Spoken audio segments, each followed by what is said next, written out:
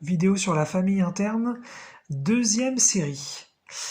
Alors j'avais fait une première vidéo où j'avais présenté 8 sous-personnalités.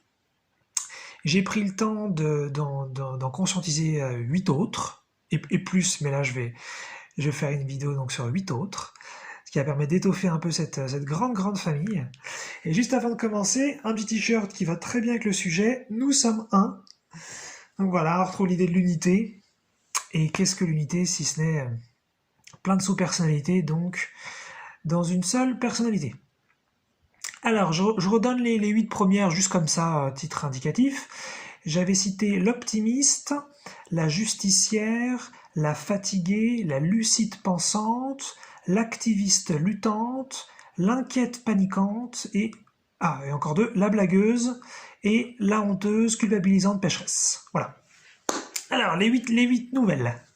Alors, donc dans le désordre, pareil, je fais pas un ordre spécifique, mais je vais commencer par une, c'est sans doute peut-être la plus difficile, la plus compliquée. Alors, je vais donner plein de noms. Je l'ai appelée la destructrice, haineuse, supérieure, malveillante, impardonnante. Elle envoie de l'ultra lourd, celle-là. Ouh là là là. Alors, je vais donner un exemple de quand est-ce qu'elle se manifeste. Je m'en suis rendu compte en fait récemment. Là, on est fin août 2021. Sachant que ces sous-personnalités, je les ai depuis toujours a priori. Hein. C'est juste que on les conscientise pas forcément. Alors la destructrice, elle est complètement dingue. En fait, par exemple, je joue à un jeu. Et donc, je joue à un jeu, c'est un jeu vidéo dans lequel les parties durent environ 5 à 10 minutes. Et on est 2 joueurs, donc bah j'arrête pas de gagner, de perdre, j'arrête pas de gagner, de perdre, j'arrête pas de gagner, de perdre. Et la destructrice, je me suis rendu compte de ça, mais elle se manifeste sur plein d'autres sujets. Lorsque je perds, une fois sur 10 environ, donc sur 10 pertes, hein, donc une fois sur 10 quand je perds, elle a envie de détruire l'adversaire. Mais c'est une haine, un truc hyper violent. On est dans une violence hallucinante. J'ai envie vraiment de tuer l'adversaire. J'ai vraiment envie de lui faire très mal. Pourtant, il a juste joué à un jeu.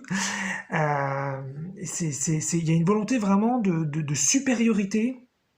C'est impardonnable, quoi. Et ça, je me rends compte que je pense que c'est un truc qu'on a plus ou moins tous. Ça, là, on arrive, je pense, dans vraiment le cœur de l'ego, où quand on a un adversaire sur un sujet quelconque qui nous touche, qui va pas dans notre sens, parfois l'ego se manifeste, et alors là, c'est la séparation ultime, c'est la destruction. Même si c'est une illusion, parce qu'en fait, on peut jamais vraiment détruire l'autre. On peut juste simplement lui faire changer de forme, lui faire passer d'une dimension à une autre. Mais c'est ça en fait. Donc c'est très impressionnant, c'est très noir, ça vient vraiment des profondeurs, c'est très flippant. Voilà. Donc je pense qu'on a tous celle-là. Mais ouf, la conscientiser, c'est pas rigolo. Hein. C'est pas rigolo. La suivante. Pas très marrante non plus, mais un peu plus soft quand même en comparaison. La dénigrante, juge, déconsidérante, non indulgente, insatisfaisante. Je vais donner plein de noms aussi. Alors celle-là, elle est plus simple. En fait, c'est qu'elle est jamais vraiment satisfaite, elle est jamais vraiment contente. Et donc, lorsque moi-même je fais quelque chose, je produis quelque chose, par exemple, je fais une vidéo, ou j'écris quelque chose, ou je fais un acte quelconque, ou que quelqu'un d'autre d'ailleurs en fait un, et bien même si l'acte il est super bien foutu, il a vraiment été bien pensé, il y a cette sous-perso qui se présente et qui fait c'est pas terrible, c'est pas terrible. Ça aurait pu être mieux. Voilà, c'est un esprit un peu critique, mais on peut avoir un esprit critique en étant, je dirais, dans une perspective quand même positive, d'amélioration. Là, c'est autre chose. Là, il y a un but de dénigrer, il y a un but de descendre et d'inférioriser ce qui a été fait. Et si, par exemple, j'accomplis quelque chose qui est à 95% parfait et à 5% qui sont juste pas terribles, alors là, la dénigrante, elle arrive, elle fait « Oh là là, c'est pas bien ce que t'as fait, c'est pas suffisant, c'est pas nickel. » Oh, putain, c'est chiant. Franchement, elle est relou. Hein. Celle-là, j'ai du mal. Hein. Bon, celle d'avant, c'est peut-être la pire. Mais celle-là, elle est pas rigolote parce qu'elle l'a tout le temps, elle dénigre beaucoup. Je pense qu'on est beaucoup à la voir, ça aussi. On n'est pas tous égaux parce qu'il y a des gens qui ont vachement confiance en eux, donc ils ont pas forcément ça. Mais ouais, on entend, voilà, on a envie de réduire un petit peu le travail de quelqu'un d'autre, l'activité de quelqu'un d'autre, l'accomplissement de quelqu'un d'autre. Même un petit peu, et ben voilà, c'est la dénigrante qu'elle a, elle a besoin, d'abîmer un peu les choses, voilà, c'est particulier. La suivante, beaucoup plus sympa. La fière, géniale, extraordinaire. Donc ça j'aime bien. Ça c'est différent ça. Donc ça c'est quoi? Par définition on est fier de soi. Voilà. Je me rends compte que j'ai traversé plein d'expériences dans ma vie. Je me dis ouah quand même c'est bien et tout. Ouah, j'ai géré, j'ai accompli plein de choses. Donc voilà, il y a une fierté qui monte. Et puis le côté génial, extraordinaire, c'est je me dis ouah quand même Eric il est quand même vachement intelligent. Enfin je parle pas moi à la troisième personne, mais la sous-perso, elle parle elle de la troisième personne. Et donc voilà, Eric il est quand même super intelligent, voilà, il a quand même des idées dingues, voilà, là-bas je suis quand même ouf, franchement je suis génial sur plein de points, je suis quand même assez dingue. Alors il y a peut-être un petit côté supérieur d'ailleurs là-dedans, mais c'est pas grave, globalement c'est très agréable, c'est très encourageant, ça donne envie de faire d'ailleurs beaucoup plus de choses, donc voilà, celle-là je la mets dans le camp de celles que j'aime bien, même si bien sûr elles ont tout le droit d'exister. Une autre un petit peu marrante, c'est l'anglophone. Alors l'anglophone, elle kiffe l'anglais et donc il faut penser en anglais, il faut parler en anglais, il faut réfléchir en anglais, il faut compter en anglais et donc très souvent elle s'active. Il faut chanter en anglais aussi. Et très souvent elle s'active et voilà, tac, il y a une réflexion en anglais qui arrive. Voilà, il y a des mots en anglais qui me viennent. C'est comme si je switch. Et je vois bien d'ailleurs que c'est intéressant parce que je passe donc du français à l'anglais. On pourrait se dire, bah oui, bah je change juste de langue. Parce qu'en fait, je sais très bien parler anglais, c'est pour ça que je dis ça. Et donc en fait, on pourrait dire, bah je change de langue et puis voilà. Et en fait, non, je sens bien quand je me mets à penser en anglais, je sens bien que c'est une autre sous-personnalité, qu'il y a une énergie différente, une approche différente, des émotions différentes. C'est assez intéressant. J'arrive bien à sentir le switch. Donc voilà, l'anglophone, voilà, elle adore l'anglais. Peut-être que c'est dans une vie antérieure, une vie postérieure j'ai vécu sur cette planète, donc dans un pays anglophone, peut-être, je sais pas. La créatrice. La créatrice, bah, tout simplement, la créatrice, elle crée. Voilà. Et donc là, qu'est-ce que j'entends par créatrice? C'est au sens, bah, elle a envie de chanter, et puis alors elle chante. Voilà. Elle a envie de faire des sons, voilà, des bruits sonores mais pour faire un peu de musique.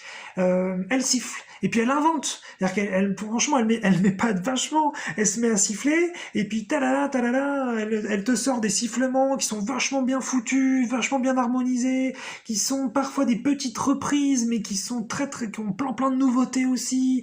Elle est capable à la fois, effectivement, de reproduire à la perfection certains sons certaines musiques par exemple des bandes originales de films et puis en même temps de faire ses propres sons, ses propres musiques. Franchement elle met pas de vachement. À chaque fois je suis là, je fais la vache et tout, parce que je suis capable de siffler ou de chanter, voilà. Donc elle canalise, hein, voilà, là on est sur la créativité infinie et elle canalise des trucs et puis voilà. Ou alors voilà, quand j'ai l'occasion de danser, pareil, là elle fait des super chorégraphies, elle va très loin elle est capable de sentir toute la musique et de savoir à quel moment bouger et quel geste faire qui s'accorderait mieux avec la musique. Enfin elle est assez chouette, elle est assez impressionnante. C'est cool, c'est cool. Alors une autre, là on tombe dans les moins marrantes, très impressionnante aussi celle-là, la dictatrice. Alors la dictatrice, alors elle c'est une ouf, mais c'est une ouf. Alors elle décide, mais t'as même pas le choix quoi. Ça veut dire si par exemple, je sais pas, il y a du ménage à faire, admettons, et il y a des parties moi qui n'ont pas envie de le faire. Et là la dictatrice elle fait, tu fais le ménage.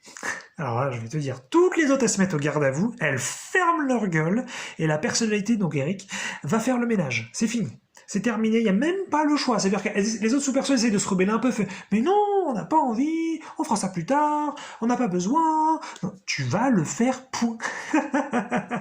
C'est ouf. Alors, mais c'est dur parfois, parce que je vois bien que c'est pas bon pour moi, ça m'oblige parfois à faire des trucs qui sont pas forcément bons, qui sont pas forcément très bénéfiques, mais j'ai pas le choix, il faut y aller. La dictatrice, elle est hyper violente, je l'ai conscientisée il y a pas longtemps, je l'ai depuis très longtemps, on m'en avait même parlé, je l'avais pas forcément trop vu chez moi, mais voilà, ça je pense aussi qu'on l'a tous, mais elle est dingue, il y a une puissance qui monte quand elle se présente, et on sent qu'on peut pas faire autrement, quoi, donc c'est très fort, très fort. Une autre, donc il en reste deux pour cette série. Là, ça va être la tendre, compatissante, attentionnée. Donc très très sympathique. C'est quoi en fait? C'est la sous-perso qui est à l'écoute. Quand il y a quelqu'un ou que moi-même je suis pas bien sur un sujet, eh bien, elle est là, elle est soulageante, elle est compréhensive, elle est douce, elle est accompagnante. Voilà, c'est vraiment une épaule sur laquelle pleurer. Quand moi-même j'ai des soucis, je peux me tourner vers elle. Enfin, pas toujours justement, mais quand elle se présente, je peux me tourner vers elle. Et puis, si d'autres me racontent des soucis et qu'elle, elle se présente, pas toujours non plus, eh bien, je peux aussi donc être à l'écoute et tendre une épaule à l'autre. Donc elle est très très très très très belle, très très douce. Ça, je pense aussi on l'a tous celle-là. À moins d'être un peu psychopathe sur les bords, hein, pourquoi pas. Hein. Mais ouais, donc très très sympa. J'aime beaucoup, j'aime beaucoup. Elle détend beaucoup. Elle détend beaucoup. C'est très très soft. Ça fait du bien. Et puis la dernière, la dépendante, nécessiteuse, needy en anglais, qui veut dire avoir besoin en gros, et ou chercheuse d'attention. Et donc voilà, donc chercheuse d'attention, needy en anglais c'est pas mal parce que c'est vraiment quand on est dépendant qu'on a besoin. Et donc elle c'est quoi? Elle peut pas tellement exister toute seule. Elle a besoin de l'autre. Il faut qu'elle soit validée. Il faut qu'elle soit aimée. Il faut qu'elle brille. Il faut qu'elle accomplisse de grands exploits devant d'autres personnes pour qu'ils puissent venir me valider, dire c'est bien ce que t'as fait. Elle a besoin de faire peut-être des grands discours en public pour être appréciée, pour dire ah ouais t'as dit des bonnes choses. Et puis elle veut pas qu'on la quitte, elle a peur d'être abandonnée. Voilà, elle est voilà, nécessiteuse, needy, elle a besoin de l'attention. Regardez-moi, j'existe, et validez-moi, aimez-moi, sans vous, je peux rien faire. Voilà. Donc bon, celle-là, elle est un peu particulière, mais ça va, elle est pas trop dérangeante, elle s'exprime pas trop souvent. Mais chez moi, elle est très vieille aussi, celle-là. Je m'en suis rendu compte. Elle est très très vieille, elle est là depuis longtemps. Je pense que celle-là aussi, on est beaucoup à pas la voir. Ouais, il y a beaucoup de gens qui ont du mal à être très indépendants et à faire vraiment des trucs seuls. Moi, je suis capable de faire beaucoup beaucoup de choses très seul justement. Mais elle est quand même là, celle-là, elle a quand même besoin d'être validée, et voilà. Donc et d'avoir de l'attention. Donc voilà pour cette deuxième série, avec donc 8 autres sous-personnalités, ce qui en fait déjà 16, hein, quand même. Hein. J'ai dit que je pense qu'on en a des dizaines, j'en ai déjà trouvé 3 autres que je vais pas dire maintenant, et puis j'ai déjà plein d'autres petites idées, donc je pense que je pourrais en trouver 8 autres au total déjà, au moins je pense, on verra. Mais bon, déjà 16, voilà, donc je redis les 8 nouvelles. La destructrice haineuse, supérieure, malveillante, impardonnante, ça rigole pas. La dénigrante, juge, déconsidérante, non indulgente, insatisfaisante. Ouais, insatisfaite, pardon. La fière, géniale, extraordinaire. L'anglophone. La créatrice. La dictatrice. La tendre, compatissante, attentionnée. Et la dépendante, nécessiteuse, needy, chercheuse d'attention. Voilà pour cette deuxième série.